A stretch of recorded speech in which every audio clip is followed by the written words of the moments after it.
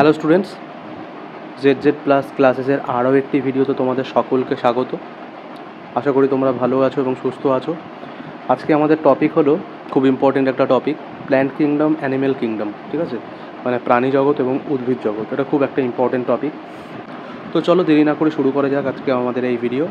তো প্রশ্নে যাওয়ার আগে আমরা একটু থিওরি পার্ট দেখে, ঠিক আছে।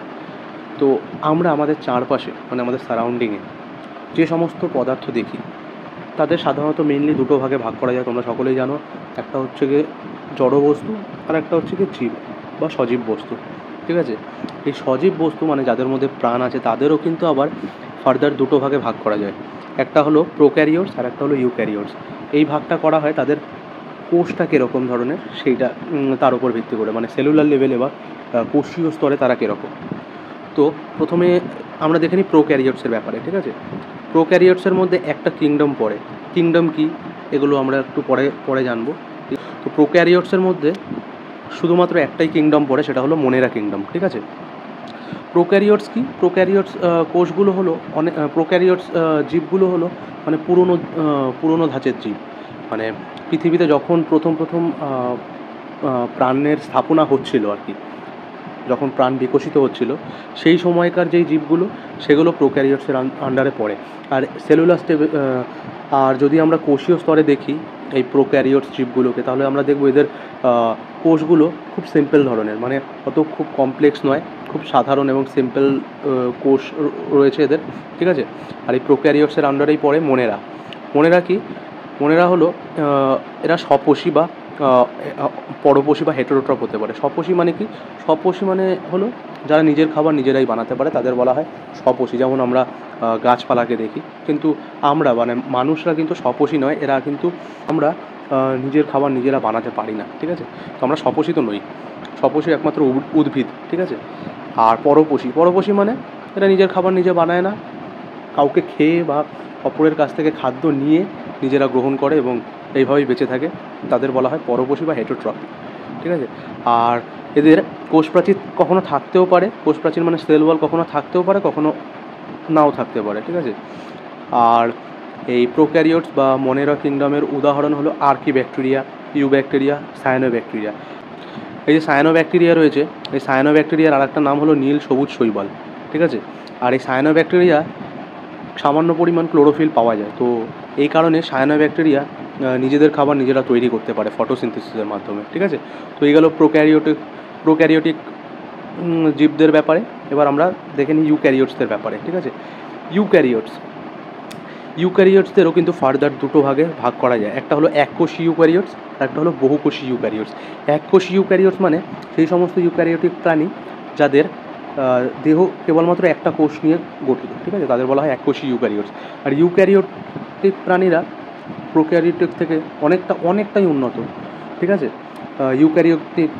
ইউক্যারিওটিক যে প্রাণী তাদের কোষে কিন্তু আমরা গলগি বডি পাবো, নিউক্লিয়াস পাবো, সাইটোপ্লাজম পাবো, রাইবোজোম, মাইটোকন্ড্রিয়া, এই সমস্ত কিছু অনেক কমপ্লেক্স অর্গানিজম আমরা সেল অর্গানিজম কিন্তু আমরা দেখতে পাই এই ইউক্যারিওটিক কোষে, যেগুলো আমরা প্রোক্যারিওটিক কোষগুলোতে দেখতে পাই না। ঠিক আছে, তো এবার দেখে নিই এককোষী ইউক্যারিওটসের মধ্যে কারা পড়ে। এককোষী ইউক্যারিওটসের মধ্যে পড়ে প্রোটিস্টা কিংডম। ঠিক আছে, এককোষী ইউক্যারিওটসে বিভিন্ন ধরনের লোকোমোটরি অর্গান থাকে। ঠিক আছে, এই লোকোমোটরি অর্গানগুলো এদের চলাচল করতে সাহায্য করে, যেমন ফ্লাজেলা। ঠিক আছে, তারপর সিলিয়া, ফ্লাজেলা, এই সমস্ত জিনিস। আর এককোষী ইউক্যারিওটসে সাধারণত কোষপ্রাচীর থাকে না, শুধু এক্সেপশন হলো ইউগ্লিনা হলো এমন এক ধরনের প্রোটিস্টা অন্তর্ভুক্ত স্পিসিস যার কোষপ্রাচীর থাকে। ঠিক আছে, আর এরাও সাধারণত স্বপোষী বা পরপোষী উভয় হতে পারে, যেমন মানে অটোট্রপ এবং হেটেরোট্রপিক হতে পারে এদের মোড অফ নিউট্রিশন। ঠিক আছে, আর এদের উদাহরণ যদি বলি, এককোষী শৈবাল, ডায়াটম, প্রোটোজোয়া, এগুলো হলো এককোষী ইউক্যারিওটস এবং বা প্রোটিস্টার উদাহরণ। এবার আমরা দেখে নিই বহুকোষী ইউক্যারিওটস সম্পর্কে। বহুকোষী ইউক্যারিওটসকেও কিন্তু আমরা দুভাগে ভাগ করতে পারি।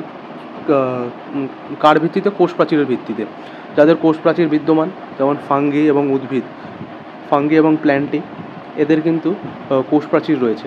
আর কোষপ্রাচীর অনুপস্থিত হলো আমাদের প্রাণী জগতের যে সমস্ত স্পিসিস রয়েছে, জীবজন্তু রয়েছে প্রাণী জগতের অ্যানিমেলিয়া কিংডমের অন্তর্ভুক্ত, তাদের কিন্তু কোষপ্রাচীর থাকে না। যেমন আমরা মানুষ, তারপর শিম্প্যাঞ্জি, বাঘ, শেয়াল, এদের কিন্তু যদি আমরা সেলুলার লেভেলে দেখি কোষীয় স্তরে, তাহলে কিন্তু এদের কোষের বাইরে কোনো কোষ প্রাচীর থাকে না। ঠিক আছে, কোষ প্রাচীর একটা শক্ত আস্তরণ, এটা অনেক সময় চিটিন দিয়ে তৈরি হয়, যেমন ফাঙ্গাসের ক্ষেত্রে চিটিন দিয়ে তৈরি হয়, আবার উদ্ভিদের ক্ষেত্রে এটা তৈরি হয় সেলুলোজ দিয়ে। ঠিক আছে, কিন্তু প্রাণী জগতের কোষ স্পিসিসগুলোর সেই কোষের বাইরে কিন্তু কোনো কোষ প্রাচীর দেখা যায় না, একটা কোষ সেল মেমব্রেন দেখা যায়। ঠিক আছে, কোষীয় পর্দা একটা দেখা যায়।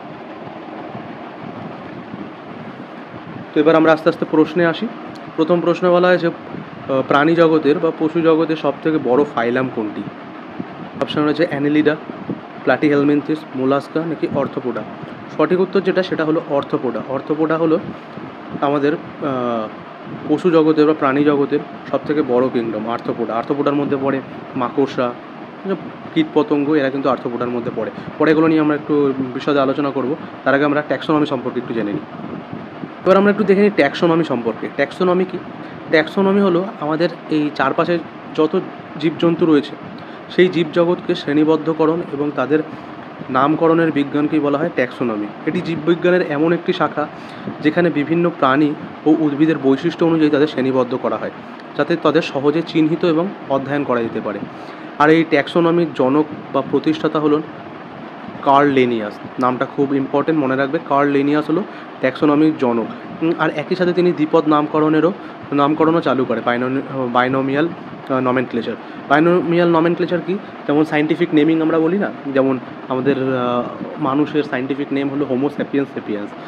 আবার তোমার ধানের যে বিজ্ঞানসম্মত নাম সেটা হলো ওরাইজা স্যাটিভা। ঠিক আছে, তো এই দ্বিপদ নামকরণ পদ্ধতিতে দুটি ল্যাটিন ওয়ার্ড দিয়ে একটা সাইন্টিফিক নেম তৈরি করা হয়, একটা প্রজাতির সাইন্টিফিক নেম তৈরি করা হয়।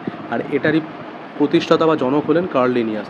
আর এই ট্যাক্সোনমিতে মূলত 7টি স্তর বা স্টেপ আছে। এটা খুব ইম্পর্টেন্ট, এই 7টি স্তর।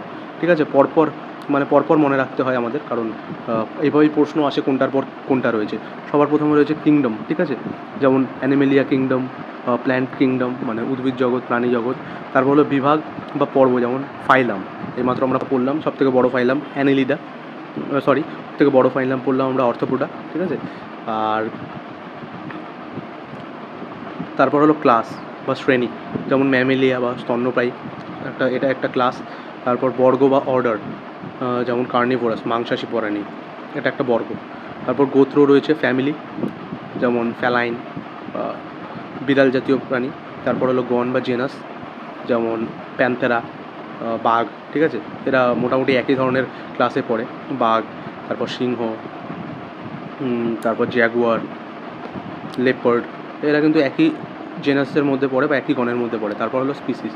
তো এটা পরপর মনে রাখতে হবে কোনটার পর কী আছে, যেমন কিংডম, তারপর ফাইলাম, তারপর ক্লাস, তারপর অর্ডার, তারপর ফ্যামিলি, তারপর জেনাস, তারপর স্পিসিস। ঠিক আছে, তো এটা মনে রাখার একটা খুব সুন্দর ট্রিক আছে। ট্রিকটা হলো সাম girls of our classes play kabaddi. ঠিক আছে, সাম girls of our classes play kabaddi. এখানে সাম ডিনোট করে স্পিসিসকে, সাম দিয়ে হচ্ছে স্পিসিস, জি দিয়ে হচ্ছে গার্লস, দিয়ে হচ্ছে জেনাস, অফের যেই এফ রয়েছে সেটা দিয়ে ফ্যামিলি।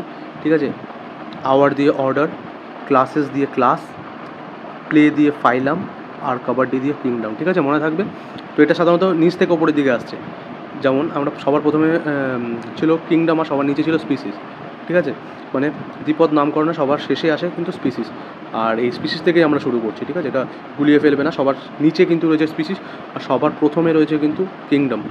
ঠিক আছে, তো ট্রিকটা মনে থাকবে। সাম girls of our classes play kabaddi, some denote করছে স্পিসিসকে, গার্লস ডিনোট করছে জেনাসকে, অফের এফ ডিনোট করছে ফ্যামিলিকে, আওয়ার ডিনোট করছে অর্ডারকে, ক্লাস একইভাবে ক্লাসকে ডিনোট করছে, প্লে শব্দটা ডিনোট করছে ফাইলামকে, আর কাবাডি ডিনোট করছে কিংডমকে। Some girls of our classes play kabaddi. মনে রাখবে এই ট্রিকটা, কারণ এটা খুব ইম্পর্টেন্ট। কোনটার পর কী আসছে ট্যাক্সোনমির এই ধাপগুলোতে, kingdom, phylum, class, order, family, genus, তারপর স্পিসিস। এবার আমরা একটু জেনে নিই ভার্টিব্রেট আর ইনভার্টিব্রেটসের ব্যাপারে, মেরুদণ্ডী এবং অমেরুদণ্ডী প্রাণীর ব্যাপারে। ইনভার্টিব্রেট নাম শুনেই তোমরা বুঝতে পারছো অমেরুদণ্ডী, মানে এদের কোনো মেরুদণ্ড নেই এবং কোনো কঙ্কালতন্ত্র থাকে না এদের দেহে। ঠিক আছে, আর এই ইনভার্টিব্রেটের আন্ডারে কোন কোন ফাইলাম পড়ে? পরিফেরা, যেমন স্পঞ্জ, পরিফেরার আন্ডারে পড়ে স্পঞ্জ। তারপর ফাইলাম কোলেন্টেরাটা বা স্নিলারিয়া, যেমন এই কোলেন্টেরাটা বা স্নিলারিয়ার আন্ডারে থাকে জেলিফিশ, প্রবাল, এগুলো প্রবাল বা কোরাল। তারপর ফাইলাম টিনোফোরা, টিনোফোরার আন্ডারে পড়ে কম জেলি, এগুলো একটা মেরিন অ্যানিমেল, সামুদ্রিক প্রাণী এগুলো, ফাইলাম টিনোফোরা। তারপর হলো ফাইলাম প্লাটিহেলমিনথেস, প্লাটিহেলমিনথেস সাধারণত কৃমি জাতীয় জীব, ফ্ল্যাট ওয়ার্ম, কৃমি এগুলো। ফাইলাম নিমাটোডা, রাউন্ড ওয়ার্ম, অ্যাসকারিস, এগুলো কৃমি, ঠিক আছে। তারপর হলো ফাইলাম অ্যানেলিডা, অ্যানেলিডার মধ্যে পড়ে কেঁচো, জোঁক, এই সমস্ত প্রাণীগুলো। ফাইলাম আর্থোপোডা, যেমন পোকামাকড়, আমাদের চারপাশে যত রকমের পোকামাকড় আমরা দেখি সেগুলো। তারপর চিংড়ি মাছ, এগুলো সব আর্থোপোডার আন্ডারে পড়ে। তারপর হলো ফাইলাম মোলাস্কা, যেমন শামুক, ঝিনুক, এগুলো সব মোলাস্কার আন্ডারে পড়ে। তারপর ফাইলাম একাইনোডার্মাটার মধ্যে পড়ে স্টারফিশ, সি আর্চিন, এই সমস্ত ফাইলামগুলো কিন্তু ইনভার্টিব্রেট বা অমেরুদণ্ডী। আর ভার্টিব্রেটের মধ্যে পড়ে, ভার্টিব্রেটের মধ্যে ক্লাসগুলো দেওয়া রয়েছে, যেমন পিসেস, তারপর অ্যামফিবিয়া, রেপটিলিয়া, অ্যাভিস, ম্যামেলিয়া, এই সমস্ত ক্লাসগুলো কিন্তু ভার্টিব্রেট বা মেরুদণ্ডের আন্ডারে পড়ে। পরের প্রশ্ন, 2 নম্বর প্রশ্নে বলা হয়েছে নিম্নলিখিত কোনটি উদ্ভিদ জগতের সব থেকে নিম্ন স্তরের উদ্ভিদ? অপশান রয়েছে থ্যালোফাইটা, টেরিডোফাইটা, ফ্যানোরোগ্রামস নাকি ব্রায়োফাইটা। সঠিক উত্তর যেটা, সেটা হলো থ্যালোফাইটা। থ্যালোফাইটাকে বলা হয় উদ্ভিদ জগতের সব থেকে নিম্ন স্তরের উদ্ভিদ। এবার আমরা উদ্ভিদ জগৎ সম্পর্কে একটু আলোচনা করে নিই, সেখানে আমরা থ্যালোফাইটা সম্পর্কেও একবার দেখে নেব। উদ্ভিদ জগৎকে সাধারণত দুভাগে ভাগ করা যায়। কীভাবে? যে সমস্ত উদ্ভিদের বিভিন্ন দেহাংশ নেই তাদের একটা ভাগ, আর যে সমস্ত উদ্ভিদের ভিন্ন দেহাংশ আছে তাদের একটা আলাদা ভাগ। আর যে সমস্ত উদ্ভিদের বিভিন্ন দেহাংশ নেই, মানে মূল, তারপর তোমার কাণ্ড, পাতা, এই সমস্ত আলাদা আলাদা কোনো বিভাগ নেই, তাদের বলা হয় থ্যালোফাইটা, ঠিক আছে। থ্যালোফাইটা বলে তাদের। এরা সাধারণত শৈবাল বা অ্যালগি হয়, ঠিক আছে।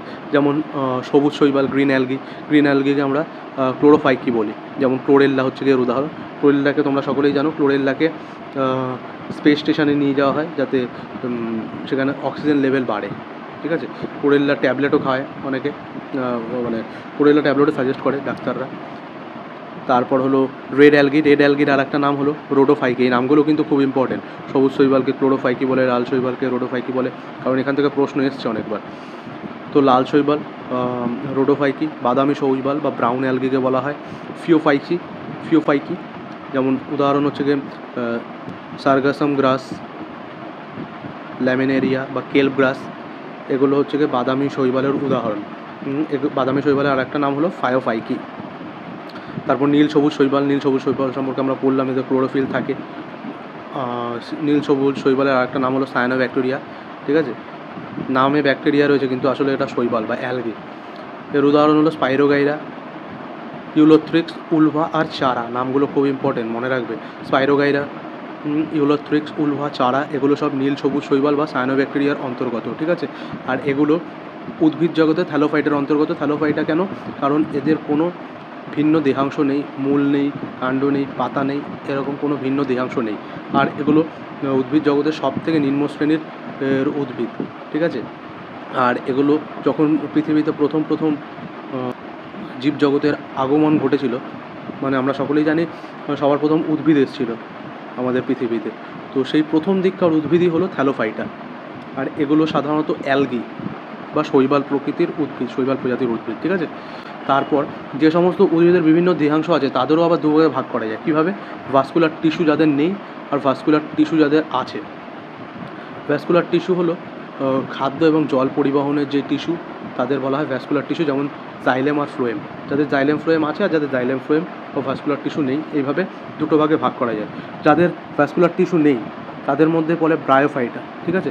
ব্রায়োফাইটা, এদেরকে উদ্ভিদ জগতের উভয়চর বলা হয়। এটা খুব ইম্পর্টেন্ট, ব্রায়োফাইটা, এদেরকে উদ্ভিদ জগতের উভয়চর বলা হয়।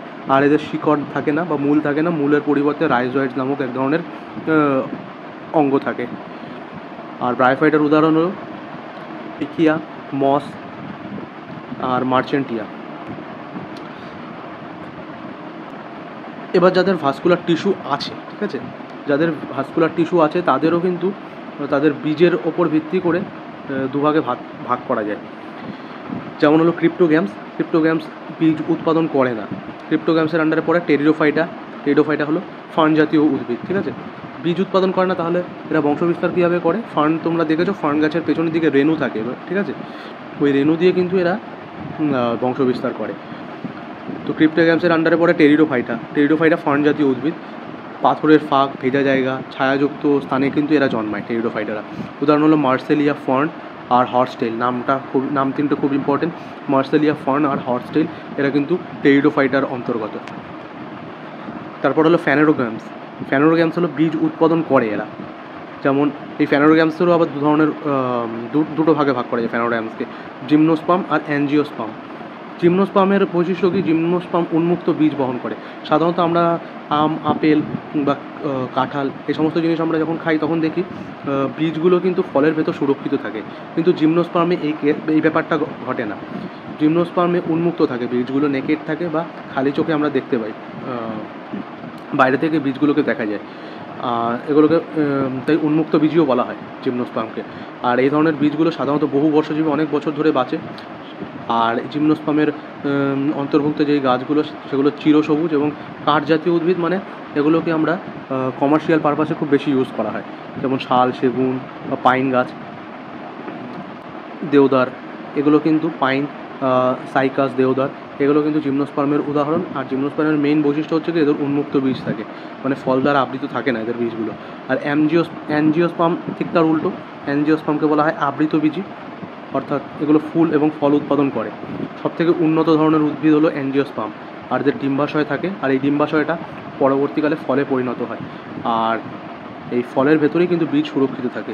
আর এদের ভ্রূণে কোটিলেডন নামক এক ধরনের পদার্থ পাওয়া যায়, ঠিক আছে, ভ্রূণে কোটিলেডন নামক এক ধরনের পদার্থ পাওয়া যায় অ্যাঞ্জিওস্পার্মের উদ্ভিদে। পরের প্রশ্ন, 3 নম্বর প্রশ্ন হচ্ছে নিম্নলিখিত কোনটি ফাঙ্গি রাজ্যের অন্তর্গত নয়? অপশন হচ্ছে ইউগ্লিনা, রাইজোপ্রাস, অ্যাসপারজিলাস আর মিউকর। সঠিক উত্তর হলো ইউগ্লিনা। ইউগ্লিনা আমরা দেখলাম আগেই। ইউগ্লিনা কার অন্তর্গত? ইউগ্লিনা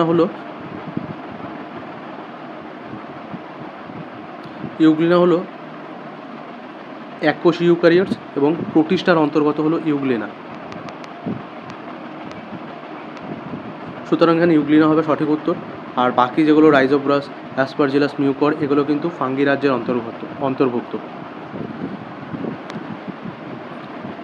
বাট সমস্ত যেই তোমার প্রাণী জগৎ, অ্যানিম্যাল কিংডম, এটাকে কিন্তু R.H. হুইটেকার নামে একজন বিজ্ঞানী 1969 সালে 5টি রাজ্যে সমস্ত জীবজগৎকে ভাগ করে, 5টি রাজ্যে। আর এই 5টি রাজ্য বা 5টি কিংডম কি খুব ইম্পর্টেন্ট। মনেরা এককোষী প্রোক্যারিওটিক জীব, যেমন ব্যাকটেরিয়া।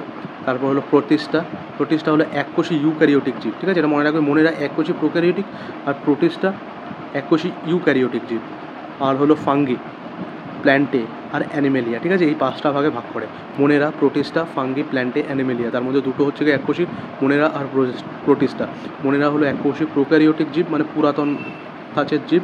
আর প্রোটিস্টা হলো ইউক্যারিওটিক জীব, ঠিক আছে, এককোষী জীব। এই 5টি রাজ্যে শ্রেণীবিন্যাস জীববিজ্ঞানের অন্যতম গুরুত্বপূর্ণ ধারণা, যা প্রাণী এবং উদ্ভিদের গঠন এবং বৈশিষ্ট্য বুঝতে সাহায্য করে।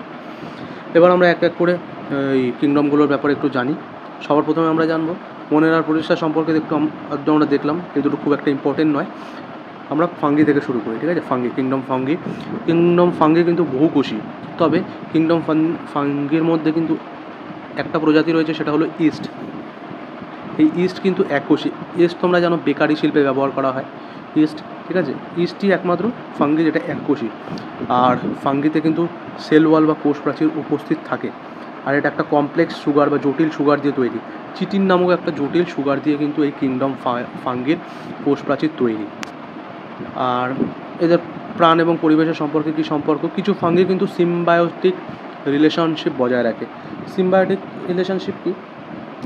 সিম্বায়োটিক রিলেশন হলো একসাথে থাকা, ঠিক আছে। ভিন্ন প্রজাতির দুটো প্রাণী যখন একসাথে থাকে কিছু দেওয়া নেওয়ার বিনিময়ে, তখন সেটাকে সিম্বায়োটিক রিলেশনশিপ বলা হয়। যেমন লাইকেন, এই লাইকেনে কিন্তু ফাঙ্গি আর অ্যালগি এই দুটো জিনিস সিম্বায়োটিক রিলেশনশিপে থাকে, ঠিক আছে। লাইকেন কোন দুটো প্রজাতির সিম্বায়োটিক রিলেশনশিপ? একটা হলো নীল সবুজ শৈবাল আর একটা হলো ফাঙ্গি, যে কোনো রকমের ফাঙ্গি, ঠিক আছে। অ্যালগি আর ফাঙ্গির কিন্তু সিম্বায়োটিক রিলেশনশিপ হলো লাইকেন, ঠিক আছে। কীভাবে এরা সিম্বায়োটিক রিলেশন স্থাপন করে? ফাঙ্গি কিন্তু শৈবালকে জল, আশ্রয় এবং খনিজ পদার্থ সরবরাহ করে। ফাঙ্গি আমরা দেখি, ফাঙ্গি কিন্তু পাথর, তারপর মাটির সাথে খুব দৃঢ়ভাবে এরা কিন্তু নিজের দেহকে আটকে রাখতে পারে, কিন্তু শৈবাল সেটা পারে না। তো ফাঙ্গি এবং শৈবালের এই সিম্বায়োটিক রিলেশনশিপে ফাঙ্গি কিন্তু একটা আশ্রয় দেয়, তারপর জল, খনিজ পদার্থ এগুলো কিন্তু সরবরাহ করে। আর ফাঙ্গি যেহেতু আমরা জানি এরা কিন্তু স্বপোষী নয় বা নিজে থেকে খাবার তৈরি করতে পারে না ম্যাক্সিমাম ফাঙ্গি, কিন্তু নীল সবুজ শৈবাল আমরা দেখেছি এরা কিন্তু ফটোসিনথেসিসের মাধ্যমে খাদ্য তৈরি করতে পারে। তো এই তাদের দ্বারা বানানো খাদ্যটাই কিন্তু এরা ফাঙ্গিকে সরবরাহ করে, এবং এই সিম্বায়োটিক রিলেশনশিপের মাধ্যমে দুজন কিন্তু বেঁচে থাকে, দুটো প্রজাতির প্রাণী। ঠিক আছে, তো এটা গেল। আর উত্তরাখণ্ডে রয়েছে ভারতের প্রথম লাইকেন পার্ক, এটা মনে রাখতে হবে, ভারতের প্রথম লাইকেন পার্ক রয়েছে কিন্তু উত্তরাখণ্ডে। আর এই ফাঙ্গি কিসে ব্যবহার করা হয়? সবথেকে বেশি ব্যবহৃত হয় পেনিসিলিন নামক ঔষধে। পেনিসিলিন নামক ঔষধ কিন্তু আলেকজান্ডার ফ্লেমিং বানিয়েছিলেন এই ফাঙ্গি থেকেই। আর এটা পেনিসিলিন সবার প্রথম অ্যান্টিবায়োটিক কিন্তু। আর বেকারিতে তোমরা সকলেই জানো ইস্ট ব্যবহার করা হয়। এবার ফাঙ্গির মোড অফ নিউট্রিশন কি? এদের পুষ্টি গ্রহণের ধরন কিন্তু 3 ধরনের: হেটেরোট্রফিক, স্যাপ্রোফাইটিক আর পরজীবী। হেটেরোট্রফিক মানে হচ্ছে অন্য উৎস থেকে খাদ্য গ্রহণ করা, যেমন আমরা সিম্বায়োসিস রিলেশনশিপে দেখলাম এরা কিন্তু অ্যালগির থেকে খাবার গ্রহণ করছে। তারপর হলো স্যাপ্রোফাইটিক, মৃত জৈব পদার্থ পচিয়ে খাদ্য গ্রহণ করা। যেমন আমরা দেখি না, পাউরুটি যদি অনেক দিন রেখে দিই সেটা পচে গেলে সেখানে কিন্তু ফাঙ্গি জন্মায়। ঠিক আছে, এটা হলো স্যাপ্রোফাইটিক, পচে যাওয়া জিনিস থেকে, ডিকেইং পদার্থ থেকে এরা খাদ্য সংগ্রহ করে। আর একটা হলো পরজীবী, প্যারাসিটিক, অন্য কোনো জীবের কোষ বা প্রোটোপ্লাজম থেকে এরা খাদ্য সংগ্রহ করে। এটা হলো প্যারাসিটিক মোড অফ নিউট্রিশন। তো এই 3 ধরনের মোড অফ নিউট্রিশন রয়েছে: হেটেরোট্রফিক, স্যাপ্রোফাইটিক, প্যারাসিটিক রিলেশনশিপে মোড অফ নিউট্রিশনে সাধারণত যেই হোস্ট জীবটা থাকে তার ক্ষতি করে কিন্তু এরা খাদ্য গ্রহণ করে। এবার ফাঙ্গির ধরন, এটাও খুব ইম্পর্টেন্ট। 3 ধরনের ফাঙ্গি জেনারেলি আমরা দেখতে পাই। স্যাকারোমাইসিস হচ্ছে এককোষী ফাঙ্গি, যেমন ইস্ট। তারপর হল পেনিসিলিয়াম ফাঙ্গি, পেনিসিলিয়াম ধাঁচের, যেমন পেনিসিলিয়াম, যেই সমস্ত ফাঙ্গি পেনিসিলিয়াম উৎপন্ন করে তাদের পেনিসিলিয়াম ধরনে ফেলা হয়। আর একটা হলো অ্যাগারিকাস বা মাশরুম জাতীয়, যেগুলো ভোজ্য ফাঙ্গি, আমরা খাদ্য হিসাবে গ্রহণ করি। এবার পরের প্রশ্ন, 4 নম্বর প্রশ্ন আমরা দেখে নিই। কোন উদ্ভিদ গোষ্ঠীকে তাদের জীবনচক্র সম্পূর্ণ করতে ভূমি এবং জল উভয়েরই প্রয়োজন হয়? মানে এক কথায় জিজ্ঞেস করছে উদ্ভিদ জগতের উভয়চর কাকে বলা হয়? অপশন হচ্ছে টেরিডোফাইটা, থ্যালোফাইটা, ব্রায়োফাইটা নাকি ব্রায়োফাইটা। সঠিক উত্তর আমরা জানি ব্রায়োফাইটা। কিছুক্ষণ আগেই আমরা দেখলাম ব্রায়োফাইটাকে উদ্ভিদ জগতের উভয়চর বলা হয়। এবার উদ্ভিদ রাজ্যকে যে 5টা ভাগে ভাগ করা ছিল সকলেই জানো, এইমাত্রই আমরা পড়লাম: থ্যালোফাইটা, টেরিডোফাইটা, জিমনোস্পার্ম আর অ্যাঞ্জিওস্পার্ম। পরের প্রশ্ন বলেছে 5 নম্বর প্রশ্ন, হাইড্রা নিম্নলিখিত কোন ফাইলামের অন্তর্ভুক্ত? প্লাটিহেলমিনথেস, নিমাটোডা, কোলেন্টেরাটা নাকি পরিফেরা? সঠিক উত্তর যেটা হাইড্রা হলো সিলেন্টেরেটা বা কোলেন্টেরাটার ফাইলামের অন্তর্ভুক্ত। এবার আমাদের প্রাণী জগৎ বা অ্যানিম্যাল কিংডমের যেই ফাইলামগুলো রয়েছে এগুলো সম্পর্কে আমরা পরপর দেখব, কারণ এগুলো খুব important, very very very important. কোন প্রাণী কোন তোমার ফাইলামের অন্তর্ভুক্ত, এটা থেকে কিন্তু অনেকবার প্রশ্ন এসেছে। আর মেইনলি এটাই, যখন এই পার্টিকুলার চ্যাপ্টার থেকে প্রশ্ন আছে তখন সবথেকে বেশি কিন্তু এই জায়গাটা থেকেই আসে, কোন প্রাণী কোন ফাইলামের অন্তর্ভুক্ত। সবার প্রথম হলো পরিফেরা। এগুলো আমি পরপরই সাজিয়েছি, মানে ফাইলামগুলো কিন্তু এখানে পরপর সাজানো রয়েছে, মানে অনুন্নত থেকে উন্নতর দিকে গেছে। সবার প্রথম হলো পরিফেরা। পরিফেরায় কোষ স্তরের সংগঠন। কোষ স্তরের সংগঠন মানে কি? কোষ স্তরের সংগঠন মানে কিন্তু এদের দেহ কোষ দিয়েই তৈরি। কোষ দিয়ে অনেকগুলো কোষ একত্রিত হয়ে যেই টিস্যু বা কলা তৈরি করে, সেই রকম কোনো টিস্যু কিন্তু এদের দেহে দেখা যায় না। তো এগুলো খুবই নিম্ন শ্রেণীর প্রাণী এগুলো। আর এরা দ্বিস্তরীয়, দেহ গহ্বর বা সিলোম নেই। সিলোম কি? সিলোম যদি আমরা সোজা বাংলা ভাষায় বলি তাহলে সিলোম হলো দেহের ভিতরের ফাঁকা জায়গা যেখানে বিভিন্ন ধরনের অঙ্গ প্রত্যঙ্গ বসানো থাকে। যেমন আমাদের দেহে কিন্তু ফাঁকা গহ্বর রয়েছে, ঠিক আছে, ফাঁকা জায়গা রয়েছে যেখানে হৃৎপিণ্ড, ফুসফুস, তারপর আমাদের ইন্টেস্টাইন, পাকস্থলী, এই সমস্ত জিনিস বসানো রয়েছে। তো এগুলোকেই এই যে দেহ গহ্বর বা দেহের ভেতরের ফাঁকা স্থান সেটাকে সিলোম বলা হয়। কিন্তু পরিফেরা ফাইলামের প্রাণীগুলোতে কিন্তু এই সিলোম দেখা যায় না। মেইনলি এগুলো নিম্নস্তরে যে সমস্ত প্রাণী বা ফাইলাম রয়েছে সেগুলোতে এই ধরনের জিনিসগুলো দেখা যায় না। দ্বিস্তরীয় মানে দুটো স্তরে গঠিত এদের দেহ। দেখো, দ্বিস্তরীয় মানে হলো ডিপ্লোব্লাস্টিক, ঠিক আছে, মানে দুটো স্তর দিয়ে গঠিত এদের দেহগুলো। যেমন সবার বাইরের যেই স্তরটা সেটাকে বলা হয় একটোডার্ম, আর একদম ভেতরে যেটা রয়েছে সেটা হলো এন্ডোডার্ম। আর এই একটোডার্ম আর এন্ডোডার্মের মাঝখানে মেসোডার্ম বলে একটা স্তর থাকে, যেগুলো অনুন্নত প্রাণী বা নিম্ন শ্রেণীর ফাইলামগুলোতে কিন্তু এটা দেখা যায় না। তো এই স্পঞ্জ হলো দ্বিস্তরীয়, মানে এদের শরীরে মাত্র দুটো লেয়ারই থাকে। আর পরিফেরার উদাহরণ কি? সাইকন আর স্পঞ্জিলা। এরপর হলো স্নিলারিয়া বা সিলেন্টেরাটা। স্নিলারিয়া বা সিলেন্টেরাটাতে টিস্যু স্তরের সংগঠন দেখা যায়, মানে এরা একটু ডেভেলপ, এদের কোষগুলো কিন্তু একত্রিত হয়ে টিস্যু বা কলার আকার গ্রহণ করে। সেই জন্য এখানে কিন্তু আমরা টিস্যু স্তরের সংগঠন দেখতে পাই। আর এখানে আমরা রেডিয়াল সিমেট্রি দেখতে পাই, ঠিক আছে। রেডিয়াল সিমেট্রি কি? রেডিয়াল সিমেট্রি হলো এই যে দেখো তারা মাছ, এই তারা মাছকে তাদের দেহের মধ্যবিন্দু থেকে আমরা যদি কয়েকটা ভাগে ভাগ করি, যদি লম্বা দাগ কেটে কয়েকটা ভাগে ভাগ করি, তাহলে দেখব প্রত্যেকটি ভাগই একই রকম দেখাচ্ছে। তো এটাকেই রেডিয়াল সিমেট্রি বা রশ্মীয় প্রতিসমতা বলা হয়। আর মানুষ বা এই অর্থোপোডা বা যেমন মাছটিকে দেখা যাচ্ছে, একে যদি মাঝখান থেকে আমরা ভাগ করি তাহলে কিন্তু দুদিকে আমরা সিমেট্রি পাবো। এই ধরনের সিমেট্রিকে বলা হয় বাইল্যাটারাল সিমেট্রি। তো তারা মাছ কিন্তু বা স্নিলারিয়া এই ধরনের ফাইলামে কিন্তু আমরা রেডিয়াল সিমেট্রি দেখতে পাই। আর এরাও দ্বিস্তরীয়, ডিপ্লোব্লাস্টিক। দ্বিস্তরীয় ক্ষেত্রে আমরা কি দেখলাম? দুটো স্তর আছে, একটা হলো একটোডার্ম বাইরের স্তর, আর এন্ডোডার্ম যেটা ভেতরের স্তর। আর এদের কোনো মলাদার বা অ্যানাস নেই, মানে এদের মুখ যেটা সেখান থেকে এরা কিন্তু খাদ্য গ্রহণ করে এবং খাদ্য বর্জন করে, অপাচ্য অংশের বর্জন করে। আর এই স্নিলারিয়ার উদাহরণ হলো হাইড্রা, কোরাল, জেলিফিশ, এগুলো কিন্তু স্নিলারিয়া ফাইলামের অন্তর্গত। তারপর হলো নিমাটোডা বা অ্যাসকেলমেন্থিস বা গোলকৃমি। এখানে কিন্তু অঙ্গ প্রণালী স্তরের সংগঠন আমরা দেখতে পাই। আর এরাও কিন্তু দ্বিপার্শ্বীয় সমান্তরাল, মানে মাঝখান থেকে আমরা যদি কাটি দুদিকে সেম জিনিস আমরা দেখতে পাবো, দুটো ভাগেই আমরা সেম জিনিস দেখতে পাবো। আর এরা কিন্তু ত্রিস্তরীয়, মানে এখানে কিন্তু আমরা তিনটে স্তর দেখতে পাই। যেমন এখানে দেখতে পাচ্ছি একটোডার্ম, এন্ডোডার্ম, আর এন্ডোডার্মের মধ্যে কিন্তু আমরা দেখতে পাই মেসোডার্ম। আর মিথ্যা দেহ গহ্বর মানে সিউডোসিলম, মানে সিলমের মতো একটা গহ্বর দেখা যায় হালকা, এরা কিন্তু সিউডোসিলম দেখা যায় এই নিমাটোডাতে। এটা খুব ইম্পর্টেন্ট, মনে রাখো। সিউডোসিলম দেখতে পাই কিন্তু আমরা নিমাটোডাতে। আর নলাকার দেহ, কৃমি দেখেছো তোমরা, কৃমির ছবি, একটা সরু নলের মতো দেহ থাকে। আর এই নিমাটোডাতে কিন্তু পুরুষ এবং স্ত্রী আলাদা, মানে এতক্ষণ আমরা যে ফাইলামগুলো দেখছিলাম সেখানে কিন্তু পুরুষ আর স্ত্রী জীব আলাদা ছিল না, মানে একই জীবের মধ্যে পুরুষেরও বৈশিষ্ট্য ছিল, স্ত্রীরও বৈশিষ্ট্য ছিল। তো এই নিমাটোডাতে কিন্তু পুরুষ জীব এবং স্ত্রী জীব আলাদা করে দেখা যায়। আর উদাহরণ হলো রাউন্ড ওয়ার্ম, ফাইলেরিয়াল ওয়ার্ম ইত্যাদি। তারপর হলো প্লাটিহেলমিনথেস বা চ্যাপ্টাকিমি, এতেও কিন্তু অঙ্গস্তরের সংগঠন দেখা যায়, মানে এদের কোষগুলো একত্রিত হয়ে টিস্যু গঠন করে, আর টিস্যুগুলো একত্রিত হয়ে সুনির্দিষ্ট কিছু অঙ্গ গঠন করে। এগুলোকেই অঙ্গস্তরের সংগঠন বলা হয়। পারে না দ্বিপার্শ্বীয় সমান্তরাল, মাঝখান থেকে কাটলে দুদিকে সমান দেখতে পাবো আমরা। ত্রিস্তরীয়, তিনটে স্তর, একটোডার্ম, এন্ডোডার্ম আর মাঝখানের মেসোডার্ম। দেহ গহ্বর নেই, সিলম কিন্তু নেই। দেহ ফিতা আকৃতির এবং উভলিঙ্গ, মানে আমরা নিমাটোডাতে যেরকম দেখলাম স্ত্রী পুরুষ আলাদা রয়েছে, কিন্তু প্লাটিহেলমিনথেস বা চ্যাপ্টাকিমিতে এই জিনিসটা আমরা দেখতে পাই না, উভয় লিঙ্গ হয় এরা।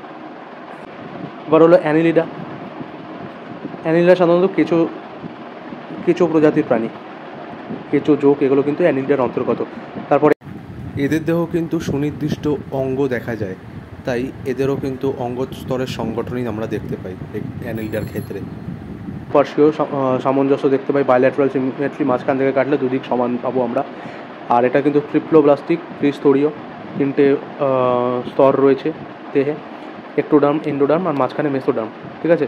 এতেও কিন্তু সিউডোসিলম আমরা দেখতে পাই, দেহ গহ্বর আমরা থাকে কিন্তু খুব হালকা। খুব স্পষ্ট থাকে না দেহ গহ্বরটা, সিলমটা। আর দেহ নলাকার, সিলিন্ড্রিক্যাল বডি, কিছু তোমরা দেখেছো নলাকার দেহ। আর এর উদাহরণ হলো অ্যানিলিডিয়ার। অ্যানিলিডার উদাহরণটা এখানে ভুল দেওয়া রয়েছে। অ্যানিলিডার উদাহরণ হবে কেঁচো, চোখ, এগুলো কিন্তু অ্যানিলিডার উদাহরণ। এখানে ক্রিমের উদাহরণ দেওয়া রয়েছে, ওটা একটু ভুল আছে, এটা দেখে নিও। আর এই অ্যানিলিডাতেও কিন্তু লিঙ্গ পৃথক, মানে এখানে কিন্তু একই জীবদেহে স্ত্রী পুরুষের বৈশিষ্ট্য দেখতে পাওয়া যায় না, স্ত্রী এবং পুরুষ জীব আলাদা থাকে। এরপর হলো মোলাস্কা। মোলাস্কা হলো প্রাণী জগতের দ্বিতীয় বৃহত্তম পর্ব। তাহলে বৃহত্তম পর্ব কি? বৃহত্তম পর্ব আমরা প্রথমেই দেখলাম, সেটা হলো অর্থোপোডা হলো সব থেকে বড় পর্ব, সব থেকে বড় ফাইলাম হলো অর্থোপোডা। আর সেকেন্ড বা দ্বিতীয় বৃহত্তম হলো মোলাস্কা। আর এখানে অঙ্গতন্ত্র স্তরের সংগঠন দেখা যায়, দ্বিপার্শ্বীয় সামঞ্জস্য দেখা যায়, মানে বাইল্যাটারাল সিমেট্রি দেখা যায়, মাঝখান থেকে কাটলে দুদিক সমান, ত্রিস্তরীয় এবং দেহগহ্বরযুক্ত। এতে কিন্তু স্পষ্ট সিলম দেখা যায় মোলাস্কা ফাইলামের প্রাণীতে। ত্রিস্তরীয় 3টে স্তরে দেহ গঠিত, যেটা বললাম, একটোডাম, এন্ডোডাম এবং মাঝখানে মেসোডাম। দেহ নরম, বহিঃ কঙ্কাল শক্ত। দেহ নরম কিন্তু বাইরে এদের কঙ্কাল রয়েছে। মোলাস্কাতে যেমন দেখেছো শামুকের পাগুলো কীরকম, নিচের দিকটা কীরকম সফট থাকে, আর ওপরে কিন্তু একটা খোলস থাকে, ঠিক আছে, সেটা ক্যালসিয়াম কার্বনেট দিয়ে তৈরি। এটাই বহিঃ কঙ্কাল খুব শক্ত হয়। আর উন্মুক্ত রক্ত সঞ্চালন, যেমন উন্মুক্ত রক্ত সঞ্চালন বা ওপেন সার্কুলেটরি সিস্টেম কি? আমাদের যেমন রক্ত সমগ্র দেহে চলাচল করে শিরা এবং ধমনির মাধ্যমে, কিন্তু এই মোলাস্কা ফাইলামের প্রাণীতে কিন্তু এরকম নয়। মোলাস্কা বলো এবং আগের যে সমস্ত ফাইলামগুলো আমরা পড়লাম, সব ক্ষেত্রেই কিন্তু ওপেন সার্কুলেটরি সিস্টেম রয়েছে, ঠিক আছে, মানে রক্ত কিন্তু এদের শিরা বা উপশিরা এরকম এগুলোর মধ্যে থেকে চলাচল করে না। উদাহরণ হলো অক্টোপাস, শামুক, পিলা, ইউনিও, এগুলো কিন্তু মোলাস্কা ফাইলামের অন্তর্গত। তো এবার হলো আর্থ্রোপোডা। আমরা দেখলাম সবথেকে আমাদের প্রাণী জগতের সবথেকে বড় কিন্তু লার্জেস্ট ফাইলাম হলো আর্থ্রোপোডা।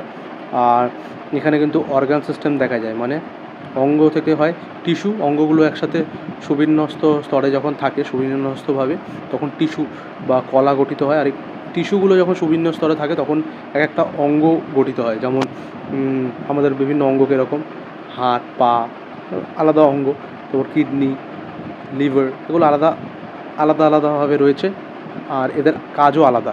তো এগুলো হচ্ছে অর্গান সিস্টেমের এগুলো বৈশিষ্ট্য। আর এখানেও কিন্তু আমরা বাইল্যাটারাল সিমেট্রি দেখি, মাছিটাকে যেরকম দেখলাম আমরা, মাঝখান থেকে কাটলে দুদিকে কিন্তু সেম পাবো।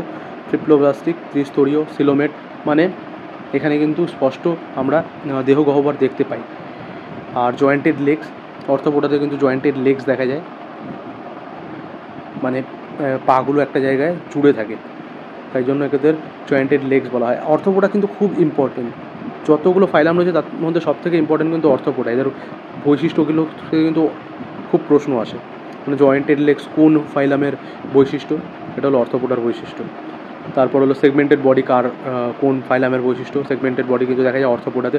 সেগমেন্টেড বডি মানে এদের সমগ্র দেহটা কিন্তু 3টে ভাগে বিভক্ত। একটা হেড মানে মাথা, তারপর থোরাক্স, তারপর বক্ষ বা উদর, ঠিক আছে, আমাদের যেরকম মাথা রয়েছে, তারপর দেহ রয়েছে বা ধর রয়েছে, টর্সো রয়েছে, তারপর নিচে পা রয়েছে, এইরকমই অর্থোপোডাতেও কিন্তু হেড, থোরাক্স আর অ্যাবডোমেনে বিভক্ত এদের দেহটা। তারপর হলো ওপেন সার্কুলেটরি সিস্টেম, যেটা বললাম, শিরা ধমনির মধ্যে থেকে কিন্তু এদের ফ্লুইড প্রবাহিত হয় না, বা রক্ত তো সাধারণত থাকে না, রক্তের মতো আলাদা এক ধরনের ফ্লুইড থাকে, এটা কিন্তু ওপেন থাকে, মানে এদের অঙ্গ প্রত্যঙ্গ সেগুলো কিন্তু তাদের ওই ফ্লুইডের উপরই মধ্যেই ভাসমান অবস্থায় থাকে। আমাদের ক্ষেত্রে সেরকম নয়, আমাদের ক্ষেত্রে শিরা ধমনী থাকে এবং শিরা ধমনীগুলো কিন্তু বিভিন্ন অঙ্গের সাথে অ্যাটাচ থাকে, তো ক্লোজ সার্কুলেটরি সিস্টেম থাকে আমাদের। তো এদের কিন্তু ওপেন সার্কুলেটরি সিস্টেম। আর তারপর হলো এক্সোস্কেলেটন মেড অফ চিটিন দ্বারা একটা কী দেখলাম আমরা, ফাঙ্গাসের যেই কোষ প্রাচীর সেটা কিন্তু চিটিন দিয়ে তৈরি। আর অর্থোপোডার যে বহিঃকঙ্কাল, বাইরের যেই আবরণটা, সেটা কিন্তু চিটিন দিয়ে তৈরি। তারপর হলো ইউনিসেক্সুয়াল, মানে এদের লিঙ্গ পৃথক, মানে পুরুষ জীব আর মহিলা জীব বা স্ত্রী জীব কিন্তু আলাদা থাকে আর্থ্রোপোডাতে। এক্সাম্পল কি? উদাহরণ হলো স্পাইডার, ক্র্যাব, কাঁকড়া, আর যত রকমের কীটপতঙ্গ আছে সব কিন্তু এই অর্থোপোডা ফাইলামের অন্তর্গত। তারপর হচ্ছে ক্রেফিশ, মানে চিংড়ি, আর সিলভার ফিশ কিন্তু এক ধরনের পোকা, ঠিক আছে, এটা কিন্তু অর্থোপোডার অন্তর্গত। ফিশ দেখে আবার মাছ ভেবো না, এটা কিন্তু অর্থোপোডার অন্তর্গত। এরপর হলো একাইনোডার্মাটা। একাইনোডার্মাটা হলো এখানেও কিন্তু আমরা অর্গান সিস্টেম দেখতে পাই বা সুনির্দিষ্ট আমরা অঙ্গ প্রত্যঙ্গ দেখতে পাই একাইনোডার্মাটাতে। আর এখানে আমরা রেডিয়াল সিমেট্রি মানে দেহের মধ্যবিন্দু থেকে আমরা যদি দাগ কাটি বা ভাগ করি তাহলে কিন্তু প্রত্যেকটা ভাগ একই রকমের দেখতে লাগবে, রেডিয়াল সিমেট্রি এখানে দেখা যায়। তারপরে ট্রিপ্লোব্লাস্টিক 3টে স্তরে বিভক্ত, এন্ডোডার্ম, একটোডার্ম, মেসোডার্ম। সিলোমেট মানে স্পষ্ট সিলোম বা দেহগহ্বর দেখতে পাই আমরা। স্পাইনি স্কিন বডি, এটা হচ্ছে গিয়ে একাইনোডার্মাটা সব থেকে ইম্পর্টেন্ট বৈশিষ্ট্য, সেটা হলো স্পাইনি মানে এদের কাঁটা থাকে এদের দেহে তো নিজেদের রক্ষা করার জন্য। স্টার শেপ তারা আকৃতির হয় বা স্পাইরালও হয়, অনেক সময় গোলাকার হয়, অনেক সময় এলঙ্গেটেড বা লম্বাটেও হয়।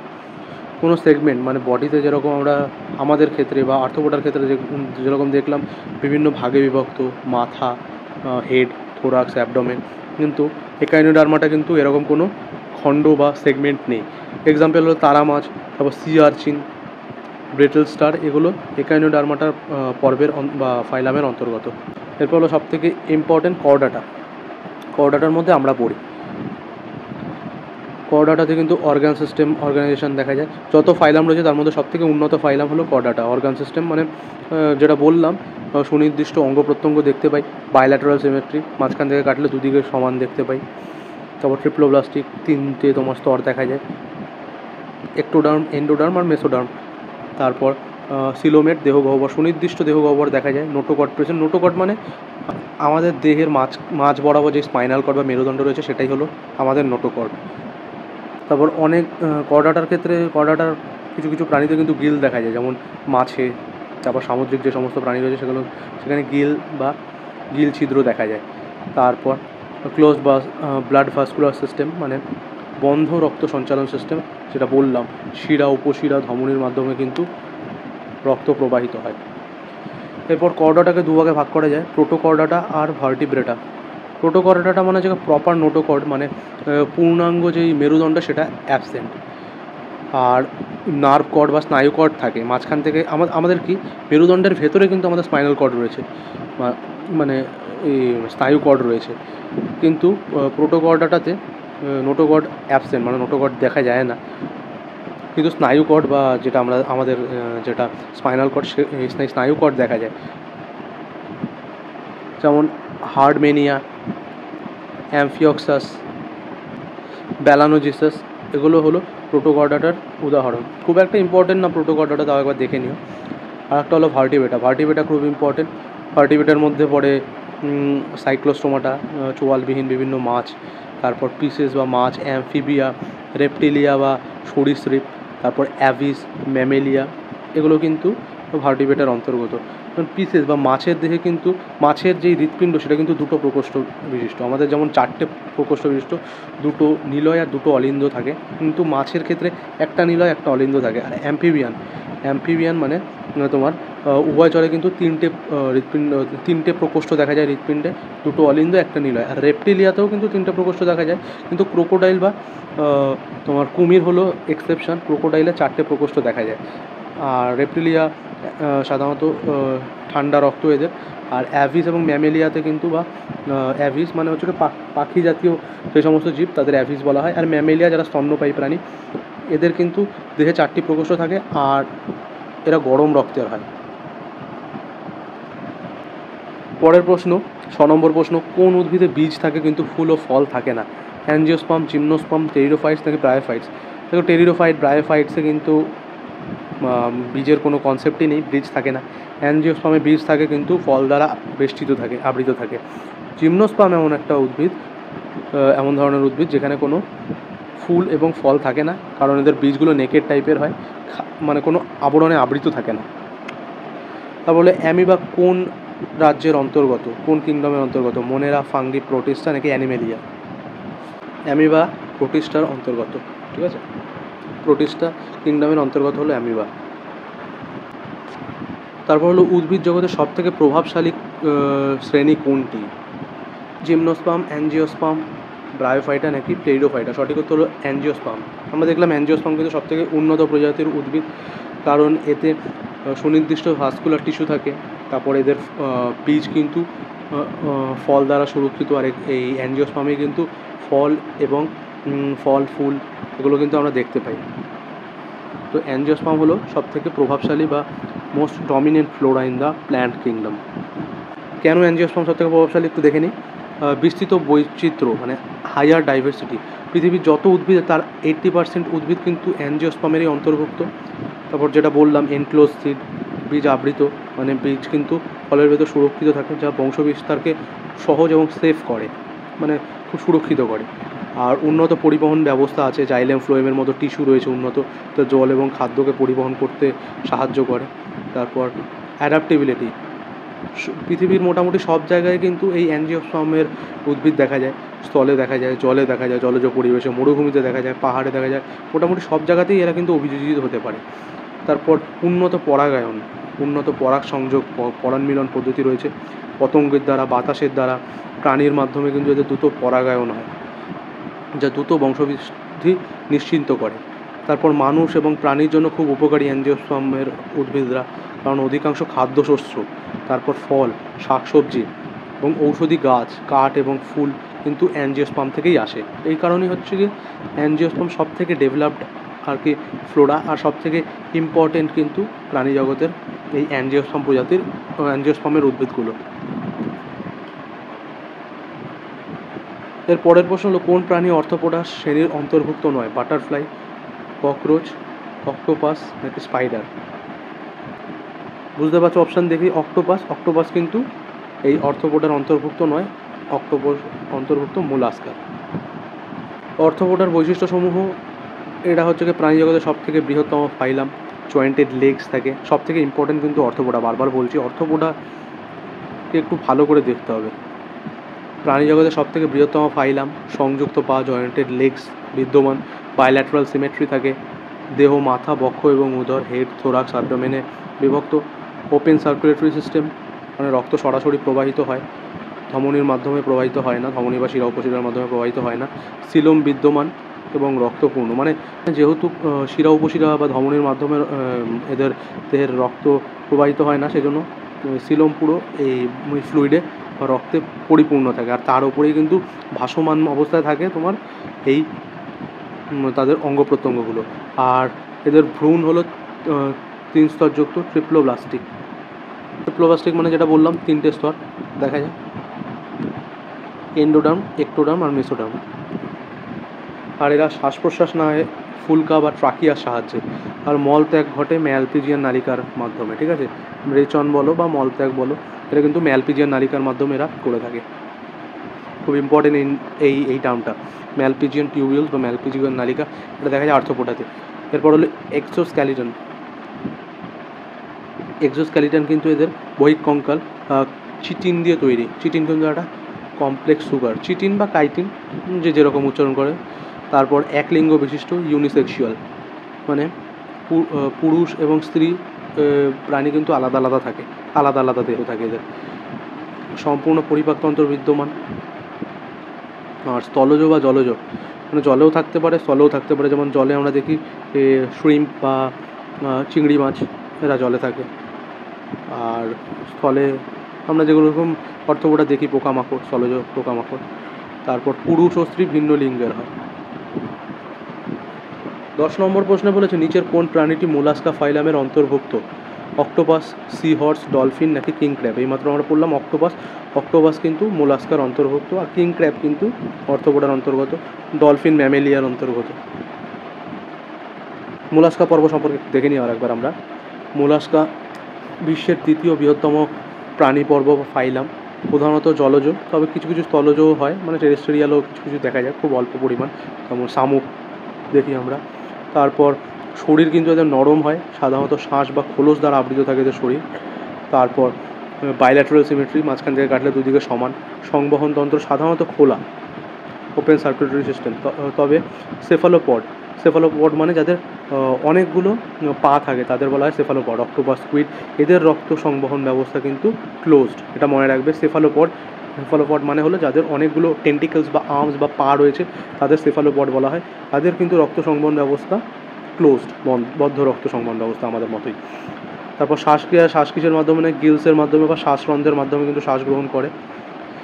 আর এই মোলাস্কাকে কিন্তু 4 ধরনের ভাগ করা যায়।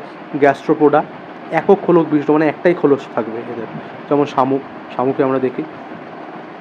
বাইভালভিয়া, দুটো খোলস বিশিষ্ট, যেমন ঝিনুক দেখেছো তো, ঝিনুকে কিন্তু দুটো খোলস থাকে, এই যে ঝিনুক, দুটো খোলস থাকে। তারপর অয়েস্টার, ঝিনুক, এগুলো কিন্তু বাইভালভিয়া। তারপর সেফালোপোডা, বুদ্ধিমান এবং দ্রুতগামী, যেমন অক্টোপাস, স্কুইড, এগুলো হচ্ছে গিয়ে সেফালোপোড। অক্টোপাস কিন্তু খুব ইন্টেলিজেন্ট প্রাণী। এরা হচ্ছে গিয়ে সেফালোপোড। বুদ্ধিমান, দ্রুতগামী কারণ অনেকগুলো টেন্টিকলস থাকে। তারপর হলো স্কেফালোপোড, টিউব আকৃতির খোলস বিশিষ্ট, যেমন দাঁত শ্বাস, ইংলিশের নাম হলো টাস্ক শেল। এই যে দাঁত শ্বাস বা টাস্ক শেলের ছবি এটা। টিউব মানে লম্বা নলাকার এদের খোলস থাকে। তারপর ম্যান্টেল নামক একটা বিশেষ স্তর এদের দেহকে কিন্তু রক্ষা করে। আর র্যাডিউলা নামক ক্ষুদ্র দাঁত এদের কিন্তু খাবার গ্রহণ করতে, খাবার চূর্ণ করতে সাহায্য করে। এই র্যাডিউলা নামক দাঁত আবার সেফালোপোডাতে দেখা যায় না। কিছু মোলাস্কা মুক্ত বা পার্ল উৎপাদন করে, যেমন ঝিনুক, ঠিক আছে, অয়েস্টার, এরা কিন্তু মুক্ত উৎপাদন করে। 12 নম্বর প্রশ্নে বলেছে নিম্নলিখিত কোনটি মোলাস্কা ফাইলামের উদাহরণ? অক্টোপাস, সি হর্স, ডলফিন নাকি ক্র্যাব? রিপিট হয়ে গেছে প্রশ্নটা, অক্টোপাস। এবার হলো স্পাইরোগাইরা কোন উদ্ভিদ শ্রেণীর অন্তর্গত? ব্রায়োফাইটা, অ্যাঞ্জিওস্পার্ম, টেরিডোফাইটা নাকি থ্যালোফাইটা? স্পাইরোগাইরা তোমরা অনেকেই দেখেছো, আবার অনেকে নাও দেখতে পারো। লম্বাটে ধরনের হয়, এরকম দেখতে হয় লাগে, এরকম ধরনের হয় স্পাইরোগাইরা, লম্বা। তো এদের আকৃতি থেকে দেখা যায় এদের কিন্তু দেহ ভিন্ন আকৃতিতে বা সেগমেন্টে বিভক্ত নয়, মানে কোনো মূল, কাণ্ড, পাতা এই সমস্ত কিন্তু দেখা যায় না। তো এইটা থ্যালোফাইটার বৈশিষ্ট্য। আর এই স্পাইরোগাইরা কিন্তু থ্যালোফাইটা অন্তর্গত।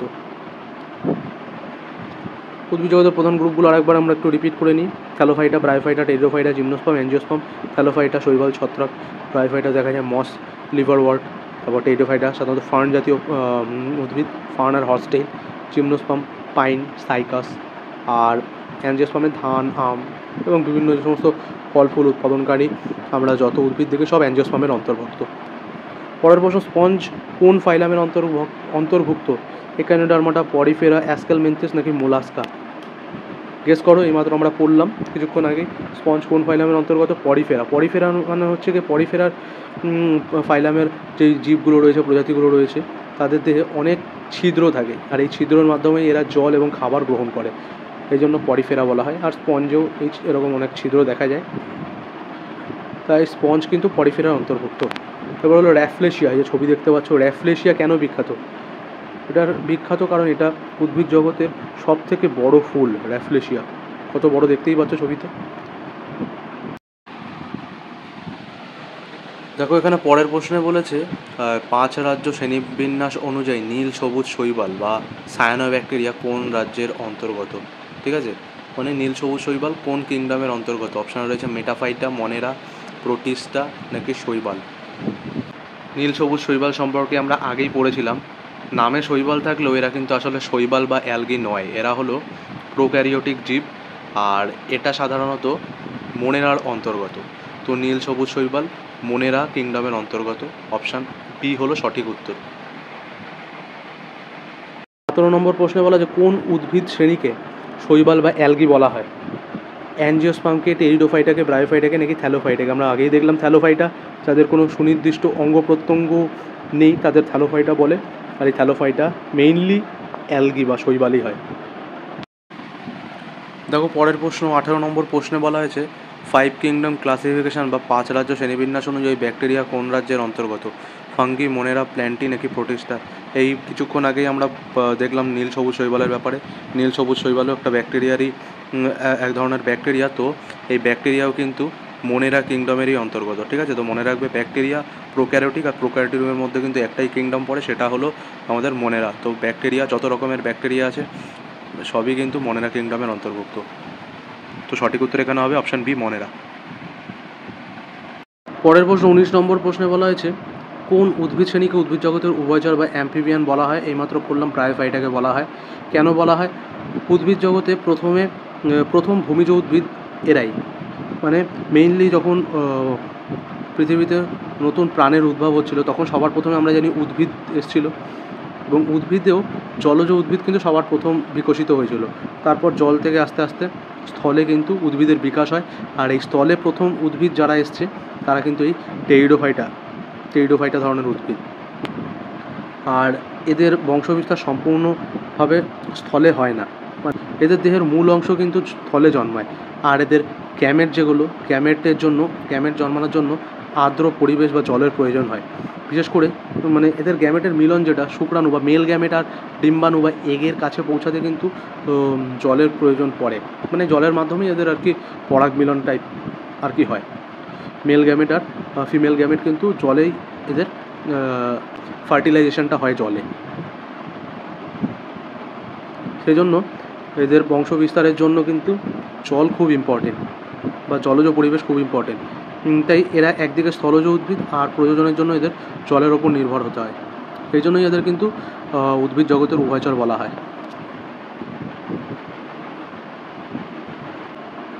তারপর বলা যায় 5 কিংডম ক্লাসিফিকেশনের প্রস্তাবক বা প্রাচ রাজ্য শ্রেণীবিভাগের প্রস্তাবক কে? আমরা দেখলাম R.H. হুইটেকার কিন্তু এই 5 কিংডম ক্লাসিফিকেশনের জনক বলা হয় R.H. হুইটেকারকে, আর কার্ল লিনিয়াসকে বলা হয় ট্যাক্সোনমিক জনক। 21 নম্বর প্রশ্ন বলা আছে হাইড্রা, অ্যাডামেসিয়া, ফিজালিয়া আর প্রবাল বা কোরাল এগুলো কোন ফাইলামের অন্তর্ভুক্ত? সেলেন্টেরাটা, প্লাটিহেলমিনথেস, অ্যানিলিডা নাকি পরিফেরা? পরিফেরা আমরা দেখলাম ছিদ্র, ছোটো ছোটো ছিদ্র যেগুলো যে প্রাণীতে থাকে সেগুলো পরিফেরার অন্তর্গত। অ্যানিলিডা সাধারণত কেঁচো বা জোঁক, এটা কিন্তু অ্যানিলিডার অন্তর্ভুক্ত। প্লাটিহেলমিনথেস আমরা দেখলাম ক্রিমি, চ্যাপ্টা ক্রিমি, প্লাটিহেলমিনথেসের অন্তর্গত। তো সুতরাং সঠিক উত্তর যেটা সেটা হবে সেলেন্টেরাটা বা কোলেন্টেরাটা। তো সিলেন্ডারেটার অন্তর্ভুক্ত হলো হাইড্রা, অ্যাডামেসিয়া, তারপর ফিজালিয়া আর কোরাল বা প্রবাল। পরের প্রশ্ন 22 নম্বর প্রশ্ন বলা আছে which of the following plant is bryophyta? Bryophyta নিচের কোনটি ব্রায়োফাইটার অন্তর্ভুক্ত? মস, শৈবাল, অ্যালগি, ফার্ন নাকি সাইকাস? সাইকাস আমরা দেখলাম জিমনোস্পার্মের অন্তর্ভুক্ত, ফার্ন টেরিডোফাইটা, আর শৈবাল হলো থ্যালোফাইটা। সুতরাং মস হবে সঠিক উত্তর। মস হলো বায়োফাইটার অন্তর্ভুক্ত। 23 নম্বর প্রশ্নে বলা যায় টেপওয়ার্ম কোন ফাইলামের অন্তর্ভুক্ত? অ্যানিলিডা, প্লাটিহেলমিনথেস, পরিফেরা নাকি সিলেন্টেরাটা? সঠিক উত্তর হলো প্লাটিহেলমিনথেস। তোমরা সকলেই জানো প্লাটিহেলমিনথেস চ্যাপ্টা ক্রিমি প্রকৃতির ফাইলাম। যত চ্যাপ্টা ক্রিমি আছে সব এই প্লাটিহেলমিনথেসের অন্তর্ভুক্ত। সুতরাং টেপওয়ার্মও কিন্তু প্লাটিহেলমিনথেসের অন্তর্ভুক্ত। 24 নম্বর প্রশ্নে বলা যায় plant having no isolated structure, যে সমস্ত উদ্ভিদের কোনো পৃথক গঠন আকৃতি নেই তাদের কি বলা হয়? থ্যালোফাইটা বলা হয়, সিম্পল। 25 নম্বর প্রশ্ন বলা হয় পাইন কোন উদ্ভিদের উদাহরণ? টেরিডোফাইটা, মনোকট, জিমনোস্পার্ম নাকি অ্যাঞ্জিওস্পার্ম? পাইন গাছে কি হয়? বীজগুলো আবৃত থাকে না অনাবৃত থাকে। জিমনোস্পার্মের উদাহরণ পাইন। 26 নম্বর প্রশ্ন কি বলা আছে নিম্নলিখিত কোনটি অ্যানিলিডা ফাইলামের উদাহরণ? হানিবি, কেঁচো, স্কুইড নাকি ক্যাঙ্গারু? অ্যানিলিডা আমরা দেখলাম কেঁচো অ্যানিলিডার উদাহরণ। তারপর হলো অ্যাঞ্জিওস্পার্মের প্রধান বৈশিষ্ট্য কী? মোটা ছাল, ছোট শিকড়, লম্বা পাতা নাকি ঢাকা বীজ? মেইন বৈশিষ্ট্য যেটা সেটা হলো ঢাকা বীজ বা কনসিল্ড সিডস কিন্তু অ্যাঞ্জিওস্পার্মের বৈশিষ্ট্য। পরের প্রশ্ন স্পঞ্জ কোন ফাইলামের অন্তর্গত? এটা রিপিট হয়ে গেছে আবার। পরিফেরার ফাইলামের অন্তর্ভুক্ত কিন্তু স্পঞ্জ। 29 নম্বর প্রশ্ন কোন উদ্ভিদে বীজ থাকে কিন্তু ফুল ও ফল থাকে না? এটা হলো জিমনোস্পার্মের বীজ থাকে কিন্তু ফল ফুল থাকে না। জিমনোস্পার্ম সম্পর্কে আবার দেওয়া হয়েছে, একবার রিভার্স করে নিই আর একবার। নগ্নবীজী উদ্ভিদ, ফল ছাড়াই বীজ থাকে, ফুল উৎপাদন করে না। শঙ্কুযুক্ত উদ্ভিদ, মানে নিচ থেকে উপরের দিকে কিন্তু এটা সরু হয়ে যায় এদের আর কি গাছটা, যেমন দেবদারু গাছ তোমরা দেখেছো। তারপর এদের কাঠগুলো খুব আর কি দামি কাঠ, বহু বর্ষজীবী, অনেক বছর বাঁচে এরা। পরাগায়ন বাতাসের মাধ্যমে হয়, বায়ু পরাগী উদ্ভিদ। পুরুষ এবং স্ত্রী শঙ্কু পৃথক, মানে পুরুষ শঙ্কু পরাগ উৎপাদন করে আর স্ত্রী শঙ্কু বীজ উৎপাদন করে। আর জাইলেম থাকে না, জল পরিবহনের জন্য ট্রাকিড থাকে। আর মূল সাধারণত ট্যাপরুট, গভীর মানে অনেক নিচে চলে যায়। ট্যাপরুট মাটির অনেক নিচ অবধি বিস্তৃত থাকে এদের মূলগুলো। আর উদাহরণ হলো পাইন, সাইপ্রাস, তারপর সাইকাস, দেবদারু, এগুলো কিন্তু জিমনোস্পার্মের উদাহরণ। 30 নম্বর প্রশ্ন বলেছে নিম্নলিখিত কোনটি স্তন্যপায়ী প্রাণীর উদাহরণ? মুরগি, কুমির, ক্রোকোডাইল, পিজিয়ন নাকি ইঁদুর? ইঁদুর। ইঁদুর ম্যামেলিয়ার উদাহরণ। উদ্ভিদ সবুজ হয় কেন? সবাই জানো, ক্লোরোফিলের জন্য। কোন অংশে মেসোফিল কোষ থাকে? In which part of plant are mesophyll cells present? Mesophyll সাধারণত পাতায় দেখা যায়। এই যে মেসোফিল কোষের এটা ছবি, পাতায় সাধারণত মেসোফিল কোষ দেখা যায়। মেসোফিল হলো পাতার এপিডার্মিস। এপিডার্মিস হলো ওপরের এবং নিচে যেই কোষীয় আবরণ থাকে সেটাকে এপিডার্মিস বলা হয়। আর এই এপিডার্মিসের মাঝখানে যে প্যারেনকাইমা কোষ বা টিস্যু থাকে তাকে বলা হয় মেসোফিল। আর এখানে মূলত ফটোসিনথেসিস বা সালোক সংশ্লেষ হয়, এই জন্য মেসোফিল খুব ইম্পর্টেন্ট। দেখো মেসোফিলেরও কিন্তু আবার দু ধরনের মেসোফিল দেখা যায়। একটা হলো প্যালিসেড মেসোফিল, প্যালিসেড স্তর, যেটা পাতার ওপরে এপিডার্মিসের নিচে থাকে। এই যে লম্বাটে যেগুলো, এগুলো হলো প্যালিসেড মেসোফিল। এগুলো পাতার ওপরে এপিডার্মিসের নিচে থাকে, লম্বা টাইপের হয় আর মানে একটু কনজেস্টেড, গাদাগাদি করে থাকে। অনেকগুলো কোষ একই জায়গার মধ্যে থাকে আর অনেক বেশি ক্লোরোপ্লাস্ট থাকে এখানে। আর সালোক সংশ্লেষের জন্য সবথেকে গুরুত্বপূর্ণ অংশ হচ্ছে এই প্যালিসেড স্তর। আর স্পঞ্জি মেসোফিল আর একটা মেসোফিল, যেটা হচ্ছে গিয়ে নিচের দিকে থাকে, স্পঞ্জি মেসোফিল। এগুলো একটু ছাড়া থাকে, মানে অত বেশি কনজেস্টেড থাকে না। তো এটা পাতার নিচের অংশ, মানে এপিডার্মিসের ওপরে থাকে। পাতার ওপরের অংশ রয়েছে একটা, পাতার ওপর একটা পাতার নিচ, সেই নিচে যেই এপিডার্মিস রয়েছে পাতার নিচে, সেই এপিডার্মিসের ওপরে থাকে স্পঞ্জি মেসোফিল। কোষগুলো ঢিলে এবং ফাঁপা টাইপের থাকে। অনেক ক্ষেত্রে এয়ারি স্পেস থাকে, মানে CO2 O2 চলাচলের জন্য আর কি ফাঁকা জায়গা থাকে। এটাও সালোক সংশ্লেষের জন্য খুব প্রয়োজনীয়।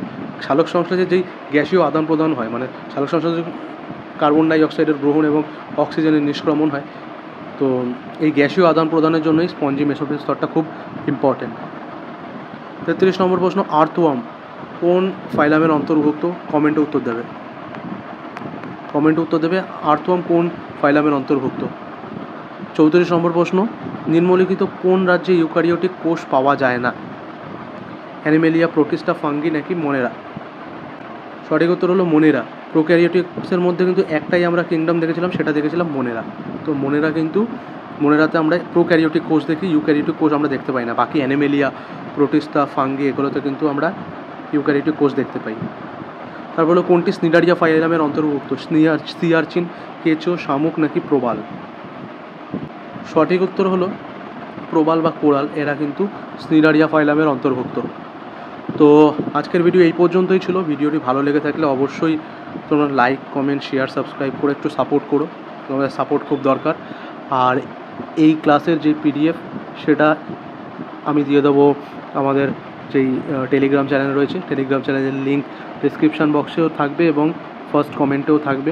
তো সেখান থেকে এর PDFটা তোমরা ডাউনলোড করে একবার রিভাইজ করে নিও। তো ধন্যবাদ, দেখা হবে পরের ভিডিওতে।